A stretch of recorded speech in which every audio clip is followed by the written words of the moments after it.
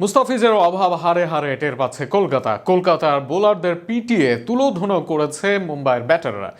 যে সময় কলকাতা ফিজের অভাব টের পাচ্ছিল, ঠিক একই সময় কবজির জাদুতে পিএসএল এ উইকেট তুলে নিয়ে ইতিহাস গড়েছেন মুস্তাফিজ।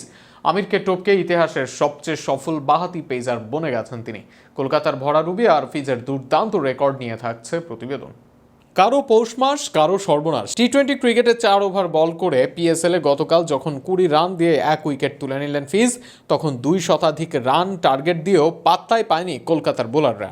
তখন অবশ্য বাঁহাতি এই পেসারের অভাব নিশ্চয়ই টের পেয়েছে কলকাতার টিম ম্যানেজমেন্ট, আর ঠিক তখনই বাঁহাতি পেসার হিসেবে ইতিহাস গড়েছেন ফিজ।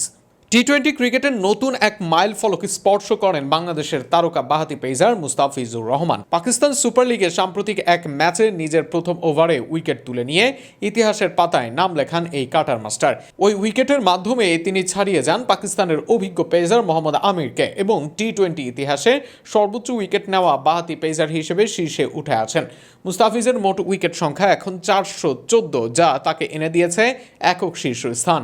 এর আগে সমান উইকেট নিয়ে তালিকার শীর্ষে ছিলেন আমির। তবে পিএসএল এর ওই গুরুত্বপূর্ণ মুহূর্তে নতুন বলে আঘাত এনে ম্যাচের গতিপথ বদলে দেওয়ার পাশাপাশি নিজের ক্যারিয়ারেও যুক্ত করেন অনন্য এক অর্জন।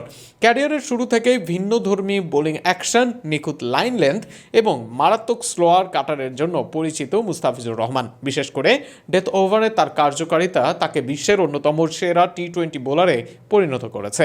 আইপিএল, বিপিএল সহ বিশ্বের বিভিন্ন ফ্রাঞ্চাইজি লিগে ধারাবাহিক পারফরমেন্স তার অভিজ্ঞতাকে করেছে আরও সমৃদ্ধ।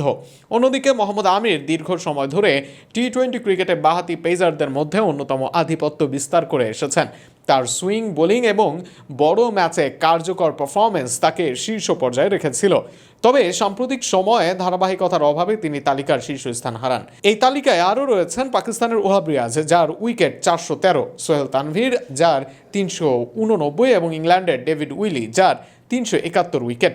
তবে সবাইকে ছাপিয়ে এখন কাটার মাস্টার মুস্তাফিজুর রহমান, যাকে কিনা দল থেকে রাজনৈতিক কারণে বাদ দিয়েছে কলকাতা নাইট রাইডার্স।